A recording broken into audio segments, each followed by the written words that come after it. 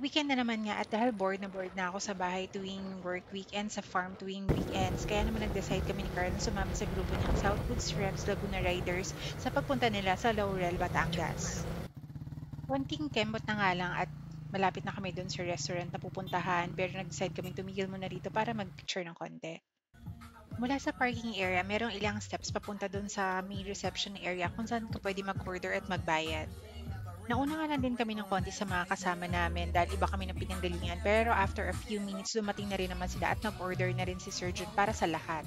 Napakalaki nga ng burger na in-order niya pero hindi pa yun yung pinakamalaki nila dito sa burger sa Apoy.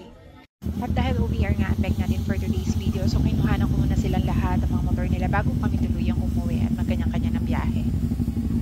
Pinauna na nga namin yung mga kasama namin dahil plano namin ni Carl na mag-side trip pa sa Tagaytay para kumain ng bulalo sa Mahogany Beef Market.